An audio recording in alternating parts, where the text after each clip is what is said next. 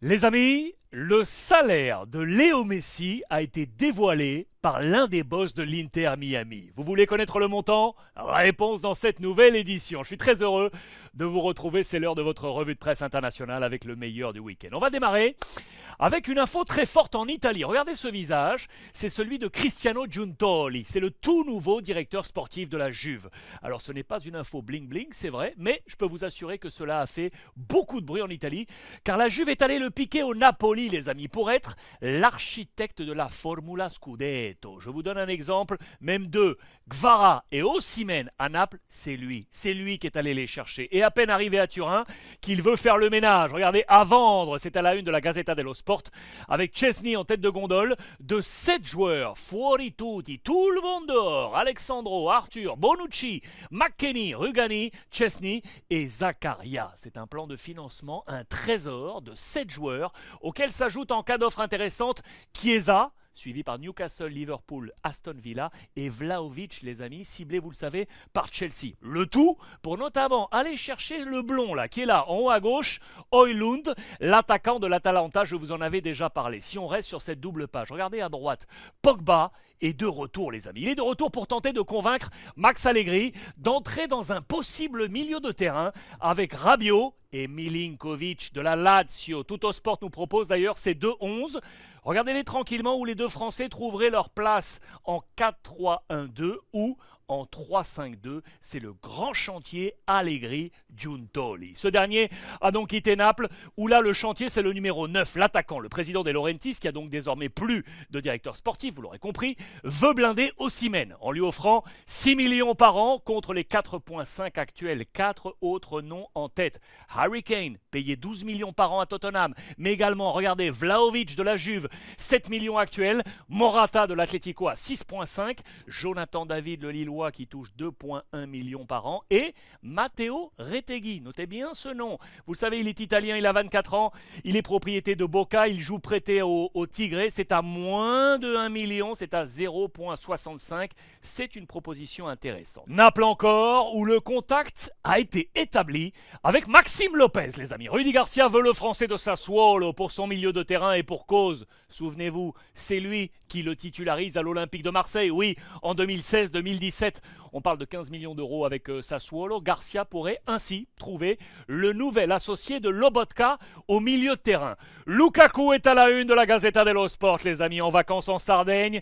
Il attend l'offre solo Lukaku pour le Corriere. Le président de l'Inter, le président Zhang, est en discussion avec Chelsea maintenant que l'accord a été trouvé, vous le savez, avec l'Arabie Saoudite pour Brozovic. Les fonds de Brozovic vont servir pour conserver Lukaku. 30 millions pour le repêcher. L'Inter, qui la saison passée avait lâché, souvenez-vous, 8,4 en bonus pour le prêt. Regardez, c'est la colonne de gauche. Chelsea a fixé un prix à 40.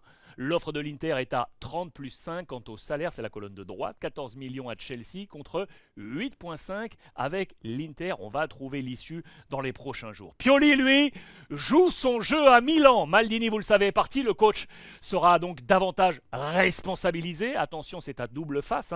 Son année peut être la plus dure. Oui, parce que c'est sa 5e saison à Milan. Voici d'ailleurs le tableau, regardez, de ses 4 premières avec l'année du titre qui est en bas à gauche. 6e lors de la première saison. Dauphin, le titre, et 4e la saison passée. Pour faire mieux, eh bien, on travaille en coulisses avec deux profils, Chukwueze, 24 ans, Villarreal, et Pulisic, 24 ans également, de Chelsea, pour un nouveau visage qui pourrait être celui-ci. Regardez, les deux sont là, ils sont en rouge comme objectif, avec Moussa de Valence et Reinders, dont on a déjà parlé la semaine dernière. En plus, vous voyez les deux nouveaux officiels en noir, Loftus-Cheek de Chelsea et Romero de la Lazio. En Angleterre, le nom de Taremi est en train de résonner fort, les amis. La presse portugaise, avec Abola, place le buteur à la une vers Everton, mais on parle surtout, regardez en page intérieure, de Manchester United. On avait évoqué la piste olympique de Marseille la semaine dernière. Attention, bataille annoncée pour le buteur du FC Porto. Dans quelques secondes, le salaire de Lionel Messi. Juste avant, on reste avec la presse portugaise, avec Nico Gonçalves. Regardez le milieu de terrain du Barça qui serait sur les tablettes de Porto, justement. On parle également du Sporting pour pallier le départ de Uribe, vous le savez, vers le Paris Saint-Germain. Barça, avec l'info du week-end, c'est Umtiti, c'est terminé. C'est fini, les les amis. Regardez, c'est à la une de Sport.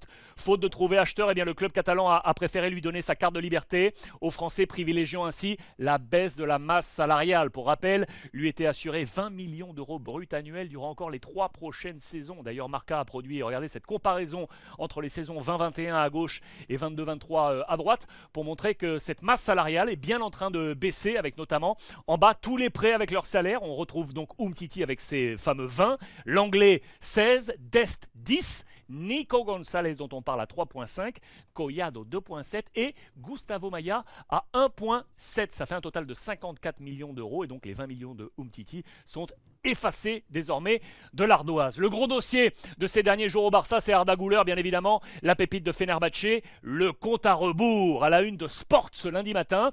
Allez voir s'il vous plaît la vidéo enregistrée avec Albert Masnou de la rédaction. Il nous livre le secret de ce transfert, car oui, le Real Madrid est venu pointer le bout de son nez, c'est vrai, pour essayer de piquer l'international turc à son grand rival. Et vous le voyez, une offre aurait même été montée.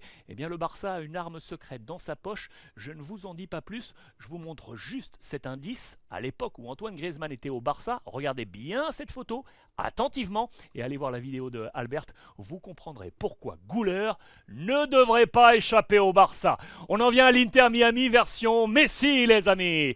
Alors tout d'abord, dans les colonnes de Marca, regardez la photo version Barça, avec de gauche à droite Busquets, Alba et Messi. Les trois pourraient être du 11 de départ. Regardez, avec Alba et cette petite astérisque, parce qu'il n'y a encore rien d'officiel. Pas de Ramos pour le moment, mais vous savez que la rumeur enfle là, depuis quelques jours pour voir éventuellement Ramos rejoindre également Miami. Enfin, un Français qui est là, c'est Corentin Jean. Eh oui, 27 ans. Lui qui a été formé à 3, passé par Monaco, par Toulouse, par Lens, dont il est parti en 2022 pour rejoindre Miami. Et donc, l'info en plus, le salaire. Regardez cette photo de Jorge Mas et David Beckham, les deux boss de l'Inter Miami. Eh bien, Jorge Mas n'a pas hésité une seconde à dévoiler en toute transparence le salaire de Lionel Messi, qui, écoutez bien, devrait percevoir entre 50 et 60 millions d'euros par an. Je suis sûr que vous êtes étonnés, tout comme moi. Dites-moi ce que vous en pensez en commentaire. Je serai là pour répondre et à me donner également des idées pour les prochaines pastilles.